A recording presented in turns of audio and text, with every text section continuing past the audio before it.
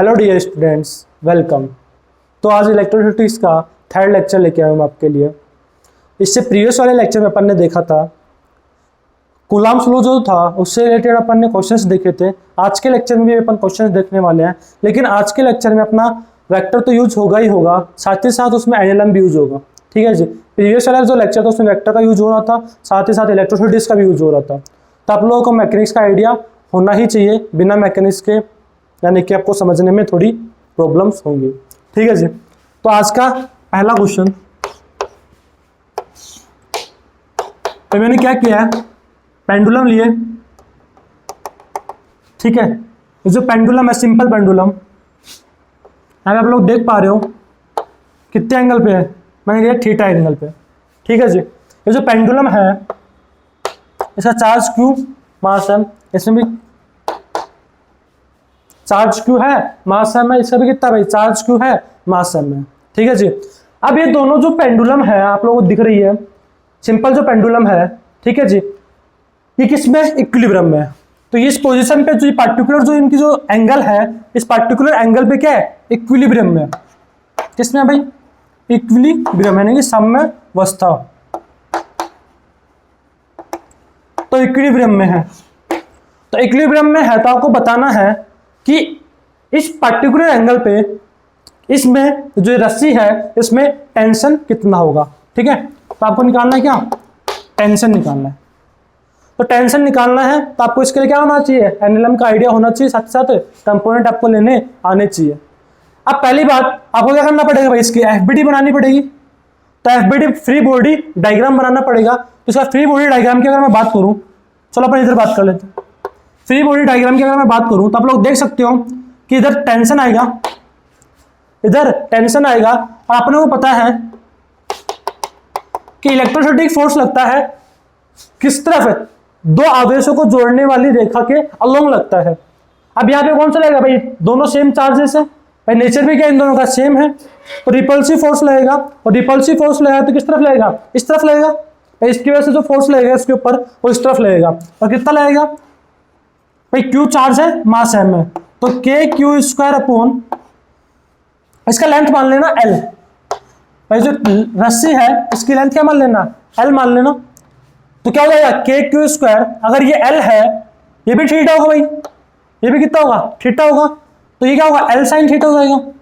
भाई sine theta is equal to क्या होगा, पी अपॉन, भाई sine theta is equal to ये पी अपॉन एच। तो P अपॉन एच का L, तो P कितना जाएगा L साइन थीटा। तो कंप्लीट कितना हो जाएगा 12 साइन थीटा हो जाएगा। ये भी L साइन थीटा, ये भी L साइन थीटा, तो पूरा क्या हो जाएगा 12 साइन थीटा। तो क्या लिखेंगे के Q square upon 12 sine theta का होल स्क्वायर। ठीक है जी। तो इसकी वजह से इलेक्ट्रोस्टैटिक फोर्स आ गया, रस्सी में टेंशन T आ गया, तो वो क्या आएगा, धरती माता क्या लगाएगी, mg लगाएगी, तो ये mg आ जाएगा। तो इसके अलावा इस ये जो m मास का जो चार्ज है इसके ऊपर इसके अलावा मुझे तो जाता लगता है और कोई फोर्स नहीं लग रहे। अब आपने फोर्स तो देख लिए कि सब सर यही फोर्स लग रहे हैं, 3 फोर्सेस लग रहे हैं। अब आपने को क्या निकालना है, इस फोर्स के कंपोनेंट भी लेने पड़ेंगे। भाई फोर्स कंपोनेंट, इस फोर्स के टेंशन का कंपोनेंट लोगे तभी आप लोग क्या निकाल सकते हो, इक्वेशन लिख सकते हो, भाई न्यूटन का थर्ड लॉ यूज कर सकते हो। ठीक है जी। तो क्या करोगे, अगर ये थीटा है, आप लोगों ने बचपन में पढ़ा होगा, अगर ये थीटा है तो ये भी कितना होगा भाई, थीटा होगा। भाई जो दो पैरेलल लाइंस हैं, ये क्या है, दो पैरेलल लाइंस हो गई, और एक कोई लाइन है जो इनको क्या कर रही है, इंटरसेक्ट कर रही है। तो अगर ये थीटा होता है तो ये भी क्या होता है, थीटा होता है। जेड फॉर्मेशन हो रही है ना, जेड फॉर्मेशन, तो अगर ये थीटा होता है तो भी क्या बनेगा भाई, थीटा बनेगा। तो आप लोग देख सकते हो कि क्या होगा, टी कोस थीटा होगा। अगर ये टी कोस थीटा तो क्या होगा, टी साइन थीटा हो जाएगा। ठीक है जी। आगे बात करें तो आप लोग देख सकते हो, आप क्या कर सकते हो, आप लोगों को दिख रहा है कि सर यहाँ पे फोर्स बैलेंस हो चुके हैं, जो भी फोर्स थे वो एक्स और वाई में ही है। अगर एक्स और वाई में ही है तो अपन क्या लिख सकते हैं, अपन यहाँ पे एक्स एक्सिस में इक्वेशन लिख सकते हैं फोर्स की, और वाई एक्सिस में इक्वेशन लिख सकते हैं किसके अकॉर्डिंग, न्यूटन के सेकंड लॉ के अकॉर्डिंग। ठीक है जी। Net force acting on an object is equal to mass into acceleration. तो यहाँ पे नेट फोर्स क्या होगा भाई, एक्सेलरेशन तो है नहीं, इसका इक्विलिब्रियम में है तो 0 होगा, और नेट फोर्स इसी बराबर लिख देंगे अपन, 0 के बराबर लिख देंगे। तो अपन लिख सकते हैं यहाँ पे क्या, T sine theta minus K Q square upon 12 sine theta का whole square is equal to क्या जाएगा, मास इंटू एक्सेलरेशन आएगा। लेकिन यहाँ पे एक्सेलरेशन तो कुछ है नहीं क्योंकि इक्विलिब्रियम में यहाँ पे, तो क्या जाएगा, जीरो हो जाएगा भाई। तो क्या जाएगा, T sine theta is equal to क्या जाएगा, K Q square upon 12 sine theta का होल स्क्वायर जाएगा। इसी तरीके से लिख सकता हूँ T cos theta is equal to M G, भाई T cos theta is equal to M G. अपने को निकालना क्या था, अपने को निकालना क्या था, यहाँ पे टेंशन निकालना था। ठीक है जी, तो क्या करो आप लोग, क्या करें यहाँ पर, अपन देख सकते हैं यहाँ पे दोनों को स्क्वायर करके जोड़ दो आप लोग। भाई इन दोनों, इसको फर्स्ट इक्वेशन मान लो, इसको सेकंड इक्वेशन मान लो। क्या करो, स्क्वायर करके जोड़ दो। अगर आप इन दोनों को स्क्वायर करके जोड़ दोगे, पहले का स्क्वायर प्लस दूसरी का स्क्वायर करके जोड़ दोगे, तो आपके पास क्या आएगा, यहाँ पे दिख रहा है T square sine square theta plus इसको जोड़ दिया T square cos square theta is equal to क्या जाएगा अभी, ये क्या है, फोर्स है, तो इसका स्क्वायर हो जाएगा K Q square upon 12 sine theta का होल स्क्वायर। क्या लगा है, इसका भी whole square plus M G का स्क्वायर, एम जी का होल स्क्वायर। ठीक है जी, आप लोगों को दिख रहा है यहाँ पे सर कि टी स्क्वायर आप लोगों को यहाँ पे कॉमन नजर आ रहा होगा, तो अपन टी स्क्वायर कॉमन ले लेंगे तो क्या बच जाएगा, sign square theta plus cos square theta बच जाएगा अंदर, जो ये क्या होता है, 1 होता है। तो अपन टी का वैल्यू निकाल सकते हैं, क्या आ जाएगा, T is equal to under root, इसका अंडर रूट ले लेंगे जो भी है, तो अंडर रूट क्या आ जाएगा, K Q square upon 12 sine theta का 12 साइन थीटा स्क्वायर यहाँ पे आएगा, और फिर इस पूरे का whole square plus M G का होल स्क्वायर। ठीक है जी, आप इसको चाहो तो फोर्स भी लिख सकते हो, F E electrostatic by K Q square upon 12 sine theta whole square क्या है, ये एफ ई, यानी कि आप चाहो तो इसको क्या लिख सकते हो, एफ ई का स्क्वायर, यानी कि इलेक्ट्रोस्टैटिक फोर्स, ये क्या है, इन दोनों के बीच का इलेक्ट्रोस्टैटिक फोर्स है, तो इलेक्ट्रोस्टैटिक फोर्स का स्क्वायर प्लस एम जी का स्क्वायर, ये क्या जाएगा, टेंशन आ जाएगा। ठीक है जी, आप लोगों से पूछा जा सकता है कि थीटा बताओ भाई, तो अब मैं इसमें थीटा आप लोग आसानी से निकाल सकते हो, तो क्या बोलोगे आप लोग थीटा निकालने के लिए, ये तो पहला क्वेश्चन हो गया। मान लो आपसे कोई पूछा जाएगा बताओ थीटा बताओ, ये थीटा कितना होगा, तो थीटा के लिए क्या करोगे आप, क्या करो, फर्स्ट और सेकंड इक्वेशन को डिवाइड कर दो। भाई ये क्या है, एफ ई है, ये क्या है, इलेक्ट्रोस्टैटिक फोर्स है। तो आप लोग देख सकते हो कि अगर आपको थीटा निकालना है तो फर्स्ट इक्वेशन और सेकंड इक्वेशन क्या कर दो भाई, डिवाइड कर दो। तो आप लोग क्या निकाल सकते हैं यहाँ से, T sine theta upon T cos theta is equal to क्या जाएगा, मैं उसको एफ लिख दे रहा हूं भाई, इसको मैं क्या लिख दे रहा हूं, इस कंप्लीट को एफ ई, यानी कि electrostatic force F E upon M G, F E upon M G. तो आप लोग देख सकते हो कि tan theta is equal to क्या जाएगा, tan theta is equal to F E upon M G, यानी कि थीटा इज इक्वल टू आप बोल सकते हो tan inverse F E upon M G. तो आप लोग थीटा भी निकाल सकते हो। ठीक है जी, तो अपन ने थीटा निकाल लिया और टेंशन निकाल लिया, तो ये आप लोगों से इसमें पूछा जा सकता है। अपन अपने नेक्स्ट क्वेश्चन की तरफ बढ़ते हैं, या फिर आप समझ सकते हो इसी का सेकंड पार्ट समझ लो सही। ठीक है जी, अब सेकंड पार्ट क्या बोलता है, अब सेकंड पार्ट में मैंने क्या किया, ये तो इसका फर्स्ट पार्ट मान लो जो अपन ने निकाला भी, अब सेकंड पार्ट में मैंने बोल दिया, या फिर आप इसको नेक्स्ट यानी कि नेक्स्ट क्वेश्चन के तौर पे ले लो। तो नेक्स्ट क्वेश्चन अपन देखें तो अपन बोल सकते हैं क्या, इसी तरीके से अपने को सिंपल पेंडुलम में लेना है, लेकिन अभी अपन ने चार्ज क्या लिए थे, सेम लिए थे, पहले अपन चार्ज क्या लिए थे, सेम लिए थे, लेकिन अब इस वाले केस में मैं यहाँ पे चार्ज सेम नहीं लूंगा, चार्ज क्या लूंगा, डिफरेंट लूंगा। तो चार्ज डिफरेंट लूंगा, देखते हैं क्या कैसे क्या। तो आप लोग देख सकते हो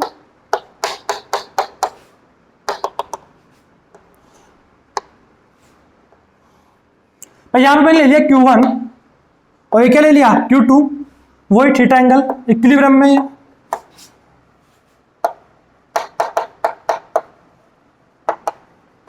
ठीक है जी, इक्विलिब्रियम में है, ये Q1 है तो इसका मास m है, ये Q2 है इसका मास m। भाई मास दोनों को क्या लिया है मैंने, सेम लिया है, लेकिन चार्ज क्या लिया है, अलग लिया है। और मैं आप लोगों को बोल देता हूं कि बताओ Q1 क्या है, Q2 से बड़ा है। यदि Q1 Q2 से बड़ा है तो आप लोगों को बताना है, और इसकी लेंथ मान लो, अगर लेंथ क्या हो सकता पड़े तो लेंथ मान लेना L, ठीक है जी। तो आप लोगों को बताना है कि थीटा, इसको मान लो θ1, इसको मान लो θ2। तो आपको बताना है कि θ1 θ2 से बड़ा है, या फिर θ2 θ1 से बड़ा है, या फिर θ1 इज इक्वल टू θ2 है, या फिर सर इनमें से कोई भी नहीं है, नन ऑफ दिस। तो चलो भाई देखते हैं क्या होगा। आप लोग देख पा रहे हो कि अपन ने अभी रिजल्ट निकाला था, आप लोगों को याद हो, रिजल्ट तो वही आने वाला इधर भी। पर यहां पे अगर इसके अगर मैं बात करूं, अपन ने अभी रिजल्ट निकाला था क्या, tan theta is equal to क्या, Fe अपॉन mg। और यहां पे Fe क्या होगा भाई, K Q1 Q2 अपॉन ये डिस्टेंस जो भी होगा भाई, यहां पे क्या होगा, L sin theta 12 sin theta होगा अभी तो 12 sin थीटा का होल स्क्वायर, Fe तो हो जाएगा, और साथ साथ mg। अब आप लोग देख सकते हो कि आप, यानी कि जो ये क्या है, Q1 Q2 जो है उसमें से Q1 बड़ा है Q2 से, लेकिन अपने अभी बात क्या करें, थीटा निकालने के लिए अपने को मतलब किससे, थीटा निकालने के लिए अपने को मतलब है इलेक्ट्रोस्टैटिक फोर्स और mg से मतलब है। क्योंकि tan थीटा क्या होगा भाई, यहाँ पे आप लिख सकते हो भाई tan θ2 इज इक्वल टू लिख सकते हो Fe अपॉन mg, और इसके लिए जब सोल्व करोगे तो भी ये आएगा, tan θ1 क्या जाएगा, Fe अपॉन mg आ जाएगा। समझ पा रहे हो, तो tan θ2 भी ये आएगा, और tan θ1 जब आप सोल्व करोगे वो भी क्या आएगा, Fe अपॉन mg आएगा। तो दोनों का मास तो सेम है। तो अगर आप लोग Fe निकालोगे भाई, कौन ज्यादा होता है कौन कम होता है इससे फर्क पड़ ही नहीं रहा इस पे, तो क्योंकि अपन जानते हैं कि क्या होता है, एक्शन रिएक्शन होता है यहाँ पर भाई, जितना Q1 Q2 के ऊपर फोर्स लगाएगा उतना ही Q2 Q1 के ऊपर फोर्स लगाएगा। यानी कि चाहे आप इसके ऊपर इलेक्ट्रोस्टैटिक फोर्स निकालो इसकी वजह से, या फिर इसकी वजह से इसके ऊपर निकालो, बात बराबर है। यानी कि दोनों में यहाँ पे Fe होगा, इसके ऊपर भी क्या होगा, Fe फोर्स आएगा, दोनों में क्या होगा, सेम होगा इलेक्ट्रोस्टैटिक फोर्स। और mg भी क्या है, दोनों का मास सेम है तो mg भी क्या है, सेम है। यानी आप लोग बोल सकते हो, जिनको लग रहा हो कि भाई अगर ये Q1 ज्यादा है तो इसके ऊपर ज्यादा फोर्स लगाएगा, अगर ऐसा लग रहा है कि भाई ज्यादा फोर्स लगाएगा तो ऐसा गलत है, क्योंकि अपन ने पढ़ा है कि कूलम्ब्स लॉ में ऐसा नहीं होता, जितना Q1 Q2 के ऊपर लगाएगा उतना ही Q2 Q1 के ऊपर लगाएगा। तो कई को समझ में आ रहा हो, कई को लग रहा हो कि भाई सर Q1 Q2 से बड़ा हो तो क्या होगा, इसके ऊपर ज्यादा फोर्स लगाएगा तो ये एंगल क्या होना चाहिए, θ2 θ1 से बड़ा होना चाहिए, लेकिन ऐसा नहीं होगा। तो आंसर क्या आएगा भाई इसमें। अब आप लोग देख सकते हो कि भाई दोनों क्या है, बराबर है। अपन बोल सकते हैं क्या, इसको θ1 लिख लो, तो tan θ1 is equal to tan θ2, यानी कि θ1 इज इक्वल टू क्या जाएगा भाई, θ2। तो कौन सा ऑप्शन सही है, थर्ड वाला ऑप्शन सही है। ठीक है जी। अब इसी में मैं क्या कर रहा हूं, इसी में आप लोग देख लो, इसी का नेक्स्ट पार्ट, सेकंड क्वेश्चन का ये फर्स्ट पार्ट था, इसी का सेकंड पार्ट ले लो। अब सेकंड पार्ट में मैं क्या कर रहा हूं, मैं इस क्वेश्चन में चेंज कर दे रहा हूं। ठीक है जी। सेकंड पार्ट में मैं क्या कर रहा हूं कि लेंथ वही है L, θ1 θ2 है, θ1 θ2 है, सब सेम है, बस क्या कर दिया मैंने Q1 Q2, अब क्या कर दिया, M1 ग्रेटर देन M2 कर दिया। पहले मैंने क्या किया था, Q1 ग्रेटर देन Q2 किया था, अब मैंने क्या कर दिया, M1 ग्रेटर देन M2 कर दिया। पहले मास सेम था, अब मैंने मास को क्या कर दिया, डिफरेंट कर दिया। यहाँ पे आप चार्ज क्या है, सेम है, यहाँ पे मैंने चार्ज को सेम लिया है और मास को क्या कर दिया है, डिफरेंट कर दिया है। ठीक है जी। अब आपको बताना है कि इन चारों ऑप्शन में से कौन सा ऑप्शन सही है। ठीक है जी। आप लोग चाहो तो इसको 1 मिनट पॉज करके आप लोग सोच सकते हो कि कौन सा इसमें ऑप्शन आएगा। तो चलो अपन देखते हैं इसमें किसमें कौन सा आंसर आएगा। अब आप लोग देख सकते हो tan θ2 रिलेशन आप लोग निकालोगे, जस्ट इससे जो पहले वाला जो क्वेश्चन किया था उसमें अपन ने ये का ही रिलेशन निकाला था, tan θ2 is equal to Fe upon mg। यहाँ पे अगर अपन रिलेशन निकालेंगे तो ये आने वाला है कि tan θ1 इज इक्वल टू क्या आएगा, Fe अपॉन m2g, ये लिखेंगे। और इसमें इसके लिए क्या लिखेंगे, tan θ is equal to Fe upon m1g। ठीक है जी। अब आप लोगों को इतना समझ में आ गया होगा कि सर ये जो Fe का जो वैल्यू है ये तो दोनों में सेम होने वाला है। ठीक है जी। जितना ये इसके ऊपर फोर्स लगाएगा उतना ही ये इसके ऊपर फोर्स लगाएगा। ठीक है जी। तो Fe दोनों में सेम है, G दोनों में सेम ही होगा। ठीक है जी। अब आप लोग देख सकते हो जिसमें मास ज्यादा होगा उसमें tan थीटा वैल्यू क्या होगा, कम होगा, क्योंकि जितना नीचे बड़ी वैल्यू संख्या होगी उतना ये क्या आएगा, छोटा आएगा, और जितना ये छोटा होगा उतना ये थीटा भी क्या होगा, छोटा होगा। क्योंकि आप लोग देखते हो कि जो tan थीटा जो होता है वो 0 से 90 तक क्या होता है, तेजी से बढ़ता है। अगर आप लोगों को tan थीटा का वैल्यू बताओ तो 0 पे 0 लेता है, फिर क्या होता है 30 पे 1/√3 होता है, 45 पे 1 होता है, 60 पे √3 होता है, और 90 पे इन्फिनिटी चला जाता है। तो आप लोग देख पा रहे हो कि क्या होता है, जैसे जैसे थीटा बढ़ता जाता है tan थीटा में, तो क्या होता है, वैल्यू एकदम से बढ़ती है। ठीक है जी, कुछ 45 के बाद में क्या हो रही है, वैल्यू एकदम से बढ़ रही है। ठीक है, तो अपन देख रहे हैं कि m1 अगर m2 से बड़ा है तो m1 बड़ा है m2 से, तो ये वैल्यू क्या होगी, छोटी होगी। m1 बड़ा है तो ये वैल्यू क्या होगी, छोटी होगी, किसके कंपैरेटिव में, इसके कंपैरेटिव में। समझ में आता है? तो ये वैल्यू छोटी होगी, मतलब बोल सकते हो कि tan theta 2 is greater than tan theta 1। तो समझ में आता है? तो ये वाली वैल्यू क्या है, बड़ी है, तो ये क्या होगा, ये इससे बड़ा होगा, यानी कि ये क्या होगा, बड़ा होगा। सिंपल सी बात है। तो ये बड़ी तो ये छोटा। अगर डिनोमिनेटर में बड़ी संख्या लिखी हुई है तो वो क्या होगा, ये कांस्टेंट है, ये कांस्टेंट है, ये बड़ी है, तो ओवरऑल वैल्यू क्या होगी, छोटी होगी। भाई 1/2 करते हैं, 1/4 करो, फिर 1/8 करो, ठीक है, उनका आंसर निकाल के देखो क्या आएगा, छोटा होता जाएगा। ठीक है जी। तो आप लोग देख रहे हो कि ये वैल्यू क्या छोटी है, ये वैल्यू बड़ी है, तो क्या होगा, ये वाला एंगल क्या होगा, बड़ा होगा, यानी कि tan थीटा 2 क्या होगा, tan थीटा 1 से बड़ा होता है, बोल सकते हो theta 2 is greater than theta 1। तो इसमें आंसर भाई चेंज हो जाएगा, क्या होगा, theta 2 is greater than theta 1। कोई दिक्कत? आगे हम बात करें तो नेक्स्ट क्वेश्चन अपन देख सकते हैं। अब थोड़ा अलग क्वेश्चन लेते हैं। अब जो ये क्वेश्चन था, ये सारे क्वेश्चन अच्छे हैं वैसे तो, लेकिन अब जो क्वेश्चन यह है ये नीट में आया हुआ है, शायद नीट 2013 में आया हुआ है। ठीक है जी। तो आप लोग देख सकते हो यहां पर क्वेश्चन क्या है, वही पेंडुलम से रिलेटेड क्वेश्चन है। और पेंडुलम जो बच्चे 11th क्लास में से नहीं पढ़ते, हो सकता है पेंडुलम उनके लिए बहुत बड़ी हवा हो कि पेंडुलम के क्वेश्चन अपने को सोल्व करने ही नहीं आते। तो आप लोग पहले, मैंने आप लोगों को पहले ही बोला है कि मैकेनिक्स के बिना इलेक्ट्रोस्टैटिक जो 1 वाला जो पोर्शन है वो करना टफ होगा, क्योंकि इलेक्ट्रोस्टैटिक जो 1 वाला जो पोर्शन होता है उसमें मैकेनिक्स का बहुत ज्यादा संबंध होता है। भाई इसमें ऐसा नहीं है कि आपको कूलाम्ब फ्लो में दिक्कत है, इसमें दिक्कत कूलाम्ब फ्लो में नहीं है। अगर आप लोग K-Q1 Q2 अपन आगे इसका लगा पा रहे हो, ठीक है, आप एक्शन रिएक्शन पेयर ढूंढ पा रहे हो, किसके ऊपर कैसे लगेगा, किसके ऊपर कैसे फोर्स लगेगा, किस चार्ज के ऊपर कैसे फोर्स लगेगा, तो उसमें इलेक्ट्रोस्टैटिक की कोई दिक्कत नहीं है। उसमें दिक्कत है आपने जो 11th क्लास में जो पाप किए हैं उनमें दिक्कत है। ठीक है जी। तो उनको क्या करो, पहले उनमें इंप्रूवमेंट लेके आओ, फिर जाके इनमें कहीं ना कहीं आपको समझ में आ जाएगा। ठीक है, वैसे मैं कोशिश कर रहा हूं कि आप लोगों को फुल डिटेल वाइज जो क्वेश्चन है उसको समझाने की। ठीक है जी। अपन आगे बात करते हैं। तो मैं बोल सकता हूं मैंने पेंडुलम लिया है, ठीक है जी, मास m है, चार्ज q है, इसमें भी मास m है, चार्ज q है। ठीक है जी। लेकिन ये जो इक्विलिब्रियम में किसमें है, इक्विलिब्रियम में, इक्विलिब्रियम में है। और ये जो डिस्टेंस है, ये जो डिस्टेंस है मान लिया क्या, h, ये डिस्टेंस क्या मान लिया, h, यानी कि जो ये जो दूरी है, ये जो दूरी है कितनी है, h है। ठीक है जी। और एंगल कितना ले लें, एंगल चाहो आप जितना थीटा ले लो। ठीक है जी। अब मैंने क्या किया, इस पेंडुलम में क्या है भाई, अब ये एक तो h, ये जो h हाइट है, ये जो पेंडुलम की यहां से जो हाइट है ये क्या है, h है, इस पे भी क्या है, इक्विलिब्रियम में। एक और पोजीशन है जो ये क्या है, h/2, जो ये क्या है, h/2। अब लोग लग रहा हो सर इसमें h/2 जैसा तो हमें लग ही नहीं रहा, तो लग नहीं रहा तो लगा लो, है ना। तो h/2 मैंने क्या मान लिया, इसको h/2 हाइट मान लिया, और ये m1 m इन पे बीच में डिस्टेंस अभी क्या था, पहले r था, इनिशियली क्या था, r था।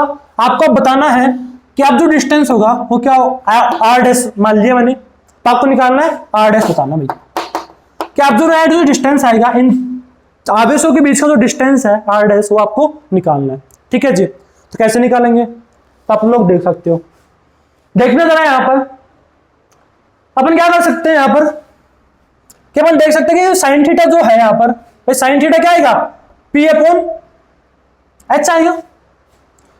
ऐसे आप चाहो तो पहले इसको सोल्व कर लो, टी यहाँ पे आएगा, ये क्या आएगा, टी कॉस थीटा आएगा, ये टी साइन थीटा आएगा, नीचे क्या जाएगा, mg आ जाएगा, इधर क्या जाएगा, इलेक्ट्रोस्टैटिक फोर्स आ जाएगा। भाई ये क्या होगा, थीटा होगा। तो क्या बोल सकते अपन, T cos theta is equal to mg और T sine theta is equal to F E, और वो क्या होगा, K Q square upon R square, K Q square upon R square होगा। ठीक है जी, आगे अपन बात करें तो अपन देख सकते हैं कि यहां पे क्या जाएगा relation, tan theta is equal to K Q square upon R square M G. भाई K Q square upon R square M G. अब यहां बात करें किसमें, इस वाले क्वेश्चन में बात करें तो tan थीटा का आप लोग चाहो, भाई यहाँ पे tan थीटा को चाहो तो आप और कुछ भी कुछ लिख सकते हो। क्या लिख सकते हो, tan थीटा को अपन लिख सकते हैं क्या, P upon B. But P क्या है यहाँ पर, P r/2 होगा और बेस क्या होगा, h होगा। तो आप लोग लिख सकते हो कि r/2 अपॉन h। भाई r/2 upon h is equal to क्या होगा, k Q square upon R square M G. ठीक है जी, आप लोग देख पा रहे हो यहां से कि अगर मैं इसको इधर लेता हूं, क्रॉस मल्टीप्लाई कर दूं तो क्या जाएगा, r/2h, r/2h is equal to, ये इधर ले जाओ इसको तो आर क्यू बन जाएगा, आर स्क्वायर हो जाएगा, इससे मल्टीप्लाई हो जाएगा तो क्या बन जाएगा, आर क्यू बन जाएगा, और क्या आएगा, K Q square upon M G. भाई R cube 2h K Q square upon M G. तो आप लोग देख सकते हो कि सर यहाँ पे जो k है वो कांस्टेंट है, क्यू स्क्वायर भी कांस्टेंट है, q भी कांस्टेंट है, m भी कांस्टेंट है, g भी कांस्टेंट है, यानी कि r और h में अपन रिलेशन बता सकते हैं यहाँ से क्या, कि सर जो r क्यूब है मैं क्या लिख सकते हैं भाई इसको, 2k Q square h upon M G. ये बाकी सब क्या है, कांस्टेंट है। भाई 2k Q square upon M G तो क्या है, कांस्टेंट है। तो आप लोग बोल सकते हो कि सर ये r क्यूब है वो क्या है, डायरेक्टली प्रोपोर्शनल है किसके, h के, है कि नहीं। आर क्यूब क्या है, डायरेक्टली प्रोपोर्शनल है एच के। तो हम लोग अपन बोल सकते हैं कि आर क्या होगा, डायरेक्टली प्रोपोर्शनल होगा एच की पावर 1/3 के। ठीक है जी, अपन यहां से क्या बोल सकते हैं कि आर क्यूब, इसको ऊपर सोल्व कर रहा हूं, R cube is directly proportional to H, it means R is directly proportional to H की पावर 1/3। तो यहां से अपन एक रिलेशन निकाल लिया। अब अपने को सोल्व करना आसान हो जाएगा। ठीक है जी, आर क्या हो गया, डायरेक्टली प्रोपोर्शनल टू एच की पावर 1/3 हो गया। अब यहां से अपन देख लेते हैं, यहां से क्या देख लेते हैं कि यहां पे जो क्या हो, यहां पे भी ये रिलेशन होगा भाई। अगर आप इसको सोल्व करते हो, अगर आप इसको सोल्व करोगे तो यहां से जो रिलेशन, भाई एंगल कुछ भी मान लो आप लोग, है ना, थीटा मान ले लो। तो जब आप यहाँ पे जैसा रिलेशन यहाँ पे बन रहा है वैसा रिलेशन यहाँ पे भी बनेगा, कि डिट्टो वही है चीज। तो बस हाइट क्या हो गई यहाँ पे, h/2 हो गई। तो यहाँ पे आप लोग क्या लिखोगे, सर हमें देख के समझ में आता है कि जैसा आपने यहाँ पे किया वैसा ही ऐसा यहाँ पे भी कुछ होगा। और यहाँ पे रिलेशन कुछ कैसा आएगा भाई, r dash is equal to, भाई r डैश होगा डायरेक्टली प्रोपोर्शनल टू, क्या लिख सकता हूं मैं इसमें, h/2 की पावर 1/3। समझ में आता है। और इस कांस्टेंट को आप हटा दो, इधर भी कांस्टेंट को हटा दो। भाई यहाँ पे मैंने लगाया तो कांस्टेंट को आप हटा दोगे, मान लो फर्स्ट इक्वेशन मान लो, इसको मान लो सेकंड मान लो। ठीक है जी, और आप लोग एक स्टेप और कर लो इसमें, ऐसा करो कि r डैश क्या जाएगा, इसको मान लो इसको हटा दिया तो k लगा दिया और h/2 की पावर 1/3। ऐसा इसमें भी कर लो, ऐसा इसमें भी कर लो कि r इज इक्वल टू क्या जाएगा, k इंटू एच की पावर 1/3। और इसको मान लो फर्स्ट और इसको मान लो सेकंड। ठीक है जी, इसको क्या मान लो, सेकंड। और क्या करो, दोनों को डिवाइड कर दो। भाई फर्स्ट डिवाइडेड बाय सेकंड करोगे, फर्स्ट डिवाइडेड बाय 2 करोगे तो आप लोग देख सकते हो क्या आएगा, फर्स्ट तो ये हो गया, सेकंड वो हो गया, तो क्या आएगा r upon r dash, r upon r dash. भाई r अपॉन r डैश कैसे के कैंसिल आउट हो जाएगा, क्या जाएगा, h की पावर 1/3 अपॉन h/2। आप चाहो तो उसके होल पावर भी क्या लगा सकते हो, 1/, 3 लगा सकते हो, कोई दिक्कत वाली बात नहीं है। तो यहाँ पे अपन देखें तो क्या जाएगा भाई, एच से एच कैंसिल आउट हो जाएगा, तो आर डैश अपने को चाहिए, यहाँ पे क्या चाहिए, आर डैश चाहिए। तो यहाँ पे क्या जाएगा, आर इज इक्वल टू, भाई आर डैश निकालना अपने को, तो क्या आ गया, R upon R dash is equal to 1/2 की पावर 1/3, या फिर ऐसे लिख लो इसको 2 की पावर 1/3। ठीक है जी। तो यहाँ पे आर डैश क्या जाएगा, इसको इधर ले जाओ, इसको उधर ले जाओ, तो R dash is equal to R into 2 की पावर 1/3। भाई R dash is equal to क्या जाएगा, आर इंटू 2 की पावर 1/3। तो शायद ये वाला प्रॉब्लम आप लोगों को समझ में आया होगा, ये नीट में आया हुआ प्रॉब्लम है। ठीक है जी। तो आप लोग इन क्वेश्चंस को अगर समझ में नहीं आया तो थोड़ा बैक करके आप लोग इसको बार बार देखें, ताकि आप लोगों के समझ में आ जाएगा। ठीक है जी। इससे रिलेटेड अपन और क्वेश्चन देखते हैं। तो आगे अपन बात करें तो अपन देख सकते हैं, तो ऐसे पेंडुलम के क्वेश्चन निकाल रहा हूं मैं अभी, है ना, 1-2 क्वेश्चन और करेंगे पेंडुलम से रिलेटेड, ताकि आप लोगों को पेंडुलम की अच्छी वाली फील आ जाए। अगर पेंडुलम से रिलेटेड अगर कोई क्वेश्चन नीट में आता है और आईआईटी में आता है, तो अपन किसी भी सूरत में, किसी भी हाल में उसको नहीं छोड़े। ठीक है जी। जो भी क्वेश्चन आए उसको फटाफट कर ले। तो नेक्स्ट क्वेश्चन की मैं आप लोगों से बात करूं,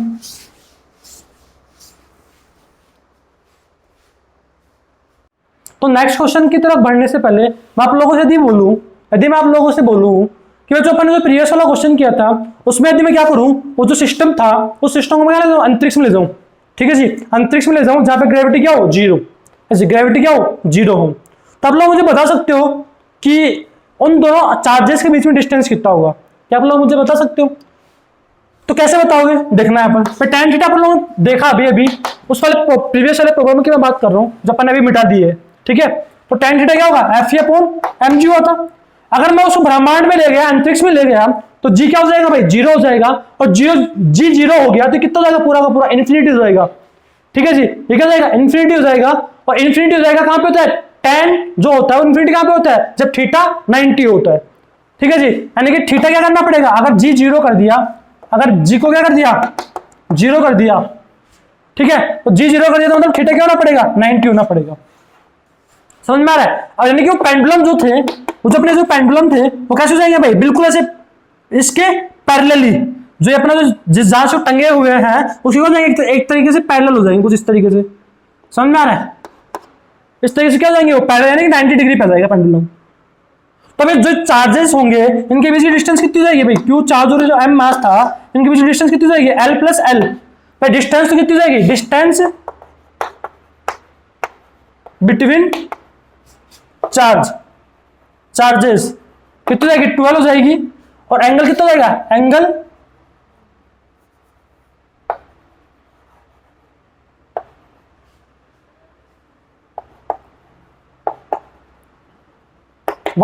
डिग्री, 90 प्लस 90 भाई बिल्कुल ऐसे वर्टिकल हो जाए, ऐसे बिल्कुल हॉरिजॉन्टल वे में हो जाएंगे। ठीक है जी। तो कितना जाएगा, 180 डिग्री हो जाएगा। तो अपन ने देखा कि कहां ले गए अपन इसको, अंतरिक्ष में ले गए। तो आप लोगों ने देखा कि कितना जाएगा, डिस्टेंस कितना जाएगा, 12 हो जाएगा। और एंगल कितना जाएगा, 180 डिग्री हो जाएगा। क्यों, क्योंकि अंतरिक्ष में जी क्या होता है, 0 हो जाता है। और जी 0 होने का मतलब क्या है, ये पूरा क्या हो जाएगा, इन्फिनिटी हो जाएगा। मतलब थीटा क्या हो गया, 90 डिग्री हो जाएगा। ठीक है जी। अगर अपन आगे बात करें तो आप लोगों ने, अगर मैं आप लोगों से बात करूं उस वाले क्वेश्चन आप लोगों ने देखा हो तो शायद मैंने कोई गड़बड़ की होगी। तो गड़बड़ की होगी तो आप लोग बता सकते हो क्या उसमें गड़बड़ की है। गड़बड़ की अगर हम बात करें तो मैंने वहां पे छोटी सी कैलकुलेशन शायद मिस्टेक हो गई थी। अब हम बात करें तो क्या हुई थी, अपन ने निकाला था कि R is directly proportional to h की पावर 1/3, वैसा निकाला था। और सारी मैंने दूसरा एक रिलेशन निकाला था, मैं यहाँ पे K लिखा था। और एक रिलेशन निकाला था R' is equal to K into h की पावर h/2 की पावर 1/3। ठीक है जी। और अपन ने क्या किया था, इन दोनों को डिवाइड कर दिया था, फर्स्ट और सेकंड को डिवाइड कर दिया था। अगर अपन इन दोनों को डिवाइड करें तो अपन ने देखा कि R/R' क्या आने वाला है भाई, K से तो K कैंसिल आउट हो जाएगा। फिर क्या आएगा, h की पावर 1/3 अपॉन h की पावर 1/3 अपॉन 2 की पावर 1/3, ऐसा। तो अपन ने क्या किया, ये 2 की पावर 1/3 ऊपर जाना चाहिए था, लेकिन अपन ऊपर नहीं लेके गए। ठीक है जी। तो ये इससे कैंसिल आउट हो जाएगा, तो क्या जाएगा r upon r dash is equal to क्या आना चाहिए 2 की पावर 1/3, और तो r डैश क्या जाएगा भाई, r dash is equal to r upon 2 की पावर 1/3। अपन यहाँ पे लिखा था r इंटू 2 की पावर 1/3, भैया लिखा था r इंटू 2 की पावर 1/3 लिखा था, तो आप उसको थोड़ा एडिट कर लेना और क्या लिखना r डैश क्या जाएगा भाई r अपॉन 2 की पावर 1/3 आ जाएगा। ठीक है जी। अब अपन नेक्स्ट क्वेश्चन की तरफ बढ़ते हैं। ठीक है जी। तो नेक्स्ट क्वेश्चन की अगर मैं बात करूं आप लोगों से, तो मैंने क्या किया, ये पेंडुलम से रिलेटेड ही क्वेश्चन अपन अभी देखने वाले हैं। तो यहां पे देखना कि भाई वो पेंडुलम है, उसको अपन ने क्या कर दिया, वही क्यू चार्ज है, मास m है, क्यू चार्ज है, मास m है, लेंथ l है, एंगल थीटा। अब लेकिन ये इक्विलिब्रियम में तो है, इक्विलिब्रियम में है भाई, ये किसमें है, इक्विलिब्रियम में, इक्विलिब्रियम में है, समझ में आता है। लेकिन यहाँ पे जो इक्विलिब्रियम में जो थे, कहां पे थे जब थीटा क्या था, बिल्कुल। अब ये थीटा जो है आप इसको क्या कर सकते हो, नेग्लेक्ट कर सकते हो, नेग्लिजिबल है, नेग्लिजिबल। तो थीटा क्या है, नेग्लिजिबल है, बहुत ही छोटा है। ठीक है जी। तो आप लोगों को बताना है कि भाई जो चार्जेस हैं, ये जो चार्जेस जो इक्विलिब्रियम में है, इनके बीच की जो डिस्टेंस जो x है वो आपको बतानी है। ठीक है जी। आगे अपन बात करें तो आप लोग देख सकते हो कि चार्जेस की बीच की डिस्टेंस अपन आसानी से निकाल सकते हैं। तो अपन देख सकते हैं कि tan थीटा क्या जाएगा भाई, यहाँ पे tan थीटा क्या जाएगा, ये वाला डिस्टेंस अपॉन ये वाला डिस्टेंस। और पहले उससे पहले अपन देख ले तो मैं बोल सकता हूं अगर थीटा बहुत छोटा है तो आप लोगों ने अप्रोक्सीमेशन में पढ़ा होगा, ठीक है ना, सन्निकटन में पढ़ा होगा कि जो tan थीटा होता है अपन उसको क्या लिख देते हैं भाई, sin थीटा लिख देते हैं। और tan theta is approximately equal to क्या होता है, sin थीटा हो जाता है। और अपन जानते हैं tan थीटा अपन ने अभी प्रीवियस वाले जो क्वेश्चन में क्या लिखा था, Fe अपॉन mg लिखा था, Fe अपॉन mg लिखा था, मतलब के क्यू स्क्वायर अपॉन के Q square upon x square mg लिखा था। ठीक है जी। तो यहां पे अगर मैं बात करूं तो tan थीटा को अपन क्या ले सकते हैं, sin थीटा ले सकते हैं। और sin थीटा क्या होगा यहाँ पर भाई, sin थीटा की बात करें तो sin थीटा क्या है, x/2 upon l। sin theta क्या होगा, x/2 अपॉन l होगा। आपने को चाहिए क्या, यहाँ पे x की वैल्यू निकालनी है। ठीक है जी। तो क्या निकाल सकते हैं अपन x की वैल्यू, आप लोग देख सकते हो कि ये रिलेशन बन रहा है यहाँ पर। आप क्या करो, क्रॉस मल्टीप्लाई कर दो। ठीक है जी। क्रॉस जब मल्टीप्लाई करोगे तो आप लोग देख सकते हो कि x क्यूब क्या आएगा, x क्यूब आ जाएगा, ये नीचे क्या आएगा 12 आ जाएगा, 12 इधर चला जाएगा, तो के Q square into 12 upon mg। तो आप लोग देख सकते हो कि जो x क्यूब का जो वैल्यू आएगा वो क्या आएगा, K Q square 12 upon mg आएगा। और अगर x का वैल्यू निकालना है तो x का वैल्यू कितना जाएगा, K Q square 12 upon mg की पावर 1/3। ठीक है जी। तो ये अपने को इस प्रॉब्लम में निकालना था, क्या x वैल्यू निकालना था कि अगर ये दोनों आवेश क्या है, इक्विलिब्रियम में है और ये वर्टिकल से एंगल क्या है, नेग्लिजिबल है। तो वर्टिकल से एंगल नेग्लिजिबल था तभी अपन ने क्या माना है, tan थीटा को अप्रोक्सीमेट क्या माना है, sin थीटा के इक्वल माना है। क्योंकि आप लोग देख सकते हो कि भाई जो sin थीटा होता है और tan थीटा जो होता है उसका बढ़ने का जो तरीका होता है, जब अपन अगर बात करें 0 से लेके 10 डिग्री तक के बीच में बात करो, क्योंकि भाई sin थीटा 0 पे क्या होता है, 0 होता है, tan थीटा 0 पे क्या होता है, 0 होता है। ठीक है जी। और 0 से लेकर 10 डिग्री तक की अगर बात करते हैं तो उनका नेचर क्या होता है, अप्रोक्सीमेटली सेम जैसा ही होता है। इसलिए मैंने ये लिख दिया है कि भाई tan थीटा क्या मान लिया मैंने, sin थीटा मान लिया, क्योंकि थीटा क्या है यहाँ पर बहुत ही छोटा है। ठीक है जी। आगे अपन फर्दर प्रोसीड करें तो अगर मैं आप लोगों से इसी क्वेश्चन का एक और पार्ट पूछना चाहूं तो मैं क्या पूछ सकता हूं, ये तो इसका फर्स्ट पार्ट था। अगर मैं आप लोगों से बोलूं कि भाई जो ये चार्ज लिए थे, ये जो चार्ज थे, अब मैं क्या कर रहा हूं कि जो इनमें से चार्ज का जो ये जो बॉल है, ये बॉल जो है, इनमें से जो चार्जेस का क्या हो रहा है, लीकेज हो रहा है। तो जिसमें जो चार्ज था उसका क्या हो रहा है, लीकेज हो रहा है। और जो लीकेज जो हो रहा है उसकी रेट क्या है, कांस्टेंट है। अगर मैं आप लोगों से बोलूं सेकंड पार्ट में कि भाई चार्ज क्या कर रहे हैं, लीकेज कर रहे हैं, आप लोग लिख लेना अपनी फॉर्मेट में कि भाई सेकंड पार्ट में क्या हो रहा है, चार्ज का लीकेज हो रहा है, charge leakage in charge leakage at constant rate. अगर चार्ज क्या हो रहा है, कांस्टेंट रेट से लीकेज हो रहा है, तो आप लोग समझ सकते हो कि सर अगर इसमें से चार्ज का लीकेज हो रहा है तो इनके बीच जो फोर्स ऑफ रिपल्शन जो लग रहा है क्या हो जाएगा, कम हो जाएगा। कम हो जाएगा तो ये दोनों तरफ दो चार्ज होंगे, एक दूसरे की तरफ दौड़ेंगे। ठीक है जी, तो मैं बोल देता हूं कि दौड़ किस वेग से रहे हैं, v वेग से दौड़ रहे हैं। ठीक है जी, ये दोनों क्या होंगे, एक दूसरे की तरफ दौड़ेंगे। तो आपको निकालना है यदि लीकेज क्या हो रहा है, चार्ज का लीकेज कांस्टेंट रेट से हो रहा है, तो आपको निकालना है find relation, then find relation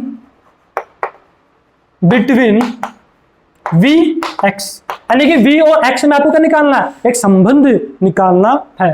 ठीक है जी, तो आप लोग ट्राई कर सकते हो पॉज करके 1 मिनट के लिए। ठीक है जी, आगे अपन बात करें तो आप लोगों को इस प्रॉब्लम को सोल्व करने के लिए आपको पहले वाले प्रॉब्लम का आइडिया होना जरूरी है। तो आप लोगों को पहले वाले प्रॉब्लम जो अपन ने आंसर निकाला था वो क्या निकाला था, आप लोग देख सकते हो पहले वाले प्रॉब्लम का आंसर क्या आया था, जो कि x is equal to K Q square 12 upon M G की पावर होल पावर 1/3 आया था।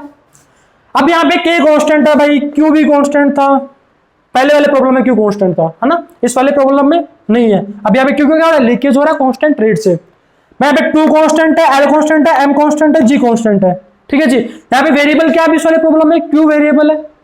ठीक है जी, तो x भी क्या होगा, वेरी करेगा, इनके बीच की डिस्टेंस क्या होगी, वेरी करेगी, क्योंकि क्या हो रहा है, एक दूसरे की तरफ जो चार्जेस है क्या हो रहा है, भाग रहे हैं, एक दूसरे की तरफ क्या हो रहा है, भाग रहे हैं, तो इनके बीच की जो दूरी होगी, जो इनके बीच की जो दूरी होगी क्या हो जाएगी, कम हो जाएगी। आपको समझ में आना चाहिए कि यहाँ पे q वेरी कर रहा है और x वेरी कर रहा है। तो आप इस वाले प्रॉब्लम में क्या बोल सकते हो भाई, इस यानी कि फ्रॉम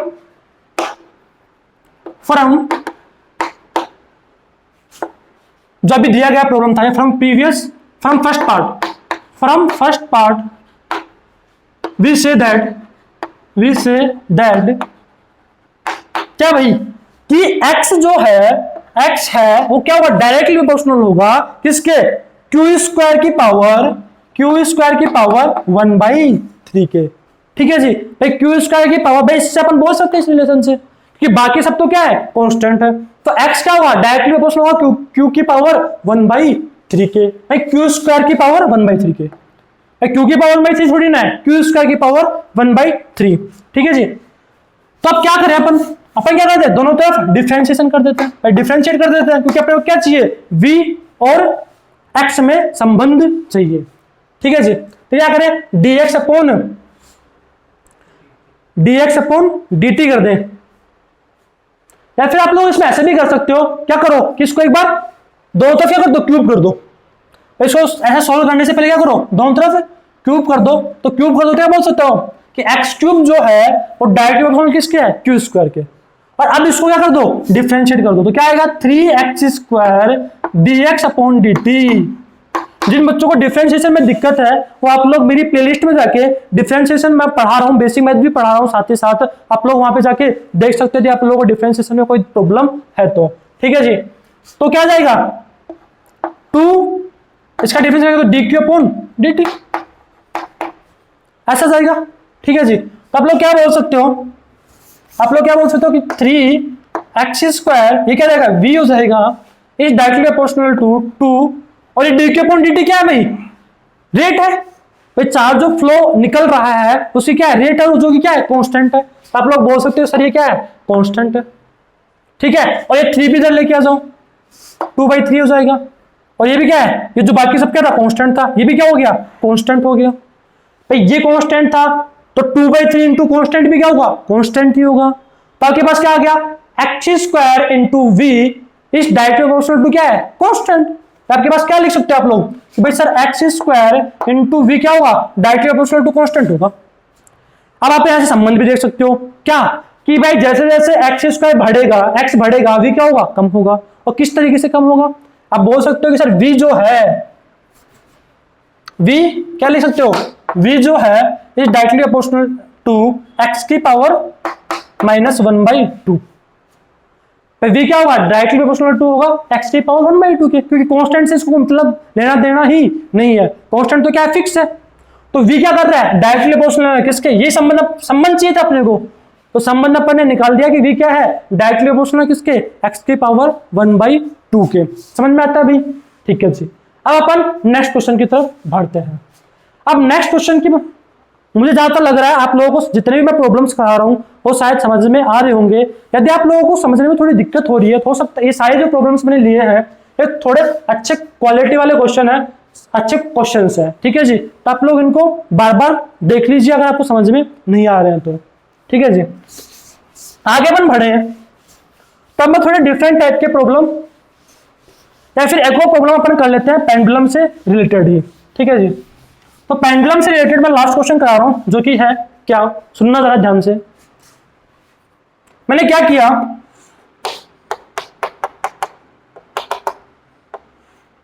भाई पहले क्या था कि थीटा एंगल पे क्यू चार्ज था, मास एम था, क्यू चार्ज था, मास एम था, ठीक है जी। एंगल लिया मैंने क्या 45 डिग्री। भाई दो चार्जेस थे, लेंथ मान लो एल, ठीक है जी। 45 डिग्री पे क्या थे, इक्विलिब्रियम में थे। क्या है, इक्विलिब्रियम, ठीक है जी। अब मैंने क्या किया, इसी पेंडुलम में क्या किया, इसी पेंडुलम को मैं 45 डिग्री पे इक्विलिब्रियम में थे। अब मैंने क्या किया 53 डिग्री पे ले गया। भाई कहां पे ले गया, 53 डिग्री पे। एंगल क्या कर दिया, 53 कर दिया। तो 53 डिग्री पे ले जाके मैंने क्या कर दिया, इसको छोड़ दिया। इन दोनों पेंडुलम को कर दिया, रिलीज कर दिया। क्या कर दिया, रिलीज कर दिया। जैसे मैं रिलीज करूंगा इसमें कुछ ना कुछ एक्सेलरेशन होगा, ठीक है जी। क्या होगा, 80 होगा। मैंने क्या होगा, रिलीज किया है तो मैंने क्या होगा, इसमें कुछ ना कुछ एक्सेलरेशन होगा, तो आपको वही निकालना है। भाई इस इंस्टेंट पे find acceleration at this instant. इस पर्टिकुलर इंस्टेंट आपको क्या निकालना है, इसमें एक्सेलरेशन निकालना है, ठीक है जी। तो कैसे करेंगे देखना जरा। तो जब अपन बात करें इस वाले प्रॉब्लम की तो आप लोग देख सकते हो यहां पर कि यहाँ पे क्या इक्विलिब्रियम में है, यहाँ पे तो साम्यावस्था में है, ठीक है। अब इसको अपन सोल्व कर लेते हैं इस वाले को। अब यहाँ पे देखो टी होगा, ठीक है जी। यहाँ पे क्या होगा, एम जी होगा। अब ये क्या होगा, क्या कर रहा होगा, सर्कुलर मोशन कर रहा होगा। तो ये किस तरीके से, इस तरीके से यूं, ये इस तरीके से आएगा नीचे की तरफ, इस तरीके से आएगा, सर्कुलर मोशन हो रहा है एक तरीके से, वर्टिकल सर्कुलर मोशन। इसको क्या बोलते हैं, वर्टिकल सर्कुलर मोशन। तो अगर ये वर्टिकली जाएगा ऐसे, इस तरीके से जाएगा, इस तरीके से, ठीक है जी। तो ये क्या होगा, टी हो गया, ये mg हो गया। और क्या बोल सकते हैं अपन, इसकी वजह से क्या आएगा, इलेक्ट्रोस्टैटिक फोर्स आएगा, किधर, इस तरफ आएगा, जो कि मैं मान लेता हूं क्या, Fe, ठीक है जी। आप लोग चाहो तो इसको Fe ना मानना चाहो तो क्या ले सकते हो, के Fe इक्वल टू ले सकते हो के क्यू स्क्वायर अपॉन ये वाली डिस्टेंस निकालनी पड़ेगी। भैया क्या है, sine 53, sine 53 degree, sine 53 degree is equal to क्या होगा, परपेंडिकुलर अपॉन बेस होगा भाई। तो परपेंडिकुलर अपॉन बेस एल, और साइन 53 डिग्री क्या होता है, 4/5। भाई साइन 37 कितना होता है। अगर आपको ये नहीं आता तो आप लोग वापस से, मैंने ट्रिग्नोमेट्री भी पढ़ा रखी है बेसिक मैथ में, तो आप लोग वहां जाके देख सकते हैं, ठीक है जी। तो अपन बात करें तो साइन 53 डिग्री क्या होता है, 4/5 होता है, 4/5। तो पी कितना जाएगा, 4l/5 आ जाएगा। तो ये 4l/5 है, तो ये भी कितना होगा, 4l/5 हो जाएगा। तो कितना जाएगा, 8l/5 आ जाएगा, यानी कि 8l/5 का होल स्क्वायर, ठीक है जी। अब अपन क्या कर रहे हैं कि ये 53 डिग्री था, तो आप लोग देख सकते हो कि ये अगर 53 डिग्री है तो कौन सा 53 डिग्री होगा, ये कितना होगा, 37 हो जाएगा।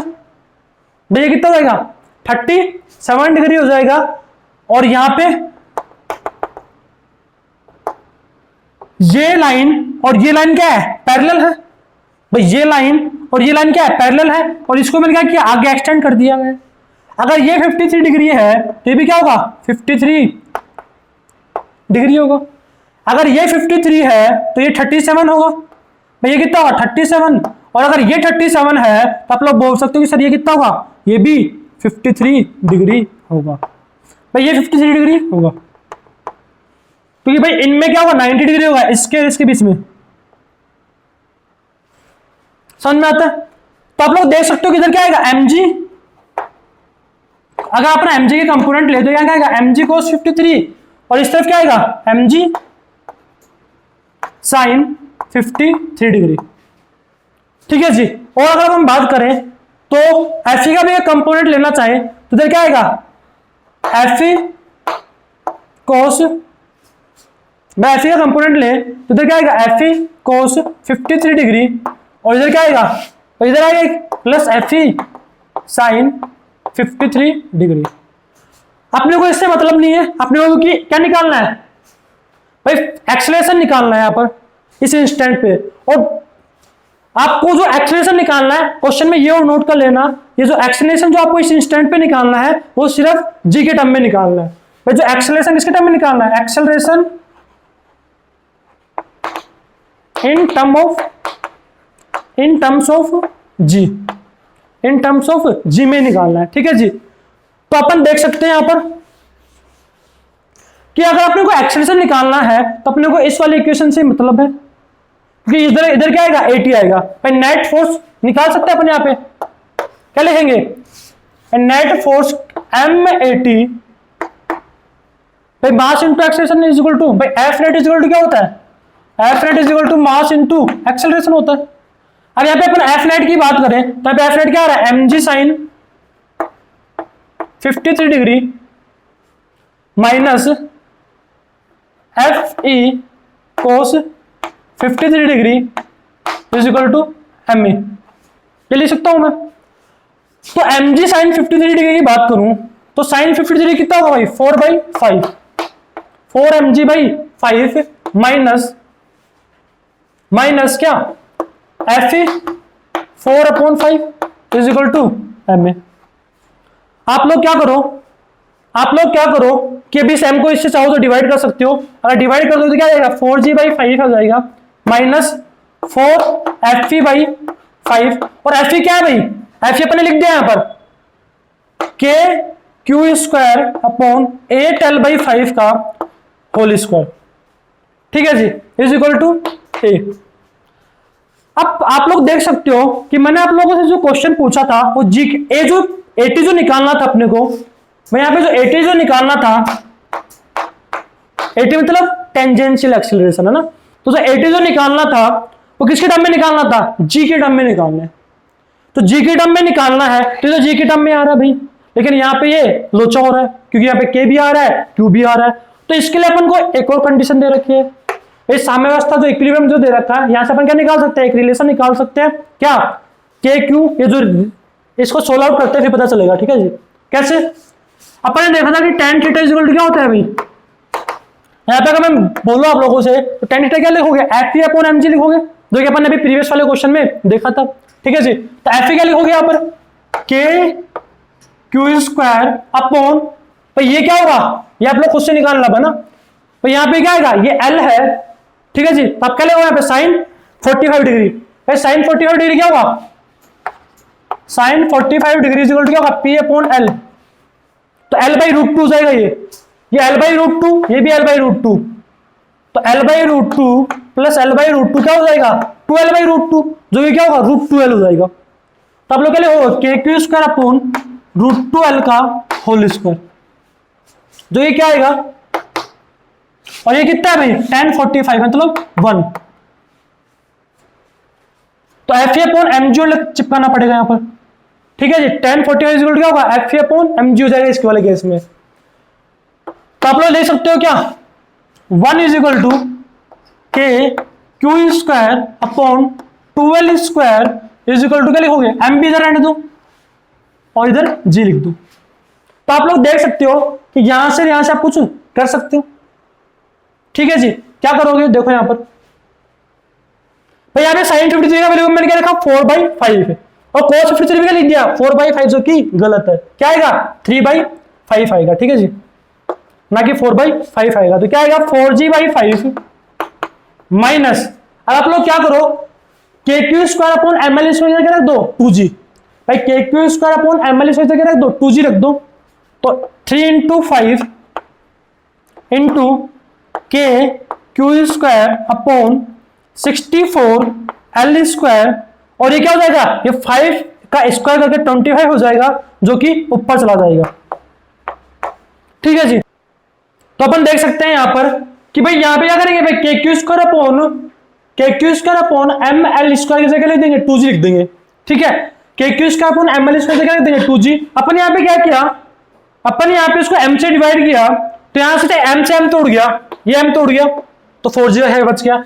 जब इसको m से डिवाइड करेंगे तो यहां पर मैंने m तो लिखा ही नहीं। ठीक है जी, तो ये m भी यहां पे आ जाएगा, अगर यहाँ पे m आएगा तो यहाँ पे भी m आ जाएगा।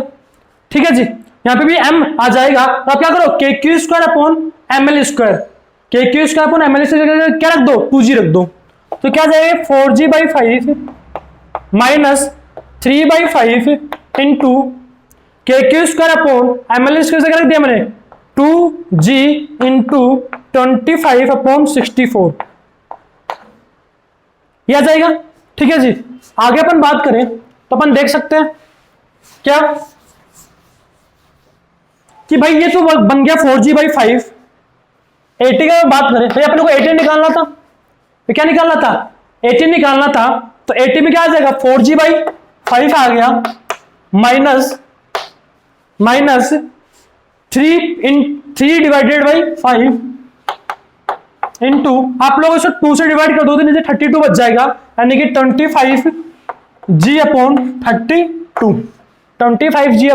32। तो क्या जाएगा भाई यहाँ पे, आप इसको और डिवाइड कर लो तो 5 जा 25, तो क्या जाएगा 10g अपॉन 32।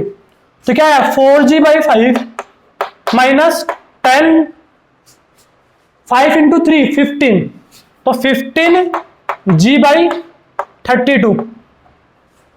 ठीक है जी, आप इसको फर्दर सोल्व करोगे तो क्या करना पड़ेगा, 32 इंटू 4 करना पड़ेगा, 15 इंटू 5 करना पड़ेगा। तो कर लेते हैं इसको, तो क्या आएगा 4 2 जा 8 आ जाएगा और 4 3 जा 12 आ जाएगा, यानी कि 128g माइनस 15 इंटू 5 है 125g अपॉन 32 इंटू 5। तो 32 इंटू 5 है तो 5 2 जा 10 और 5 3 जा 15 प्लस 1 16। भाई 5 2 जा 10 एंड 5 3 जा 15 प्लस 1 16 हो जाएगा।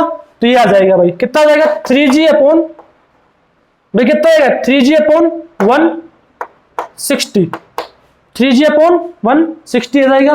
ठीक है जी, तो अपन ने यहाँ पे देखा कि इसको अपन ने सोल्व कर लिया और ये वाला प्रॉब्लम शायद मुझे लगता है आप लोगों को समझ में आ गया होगा।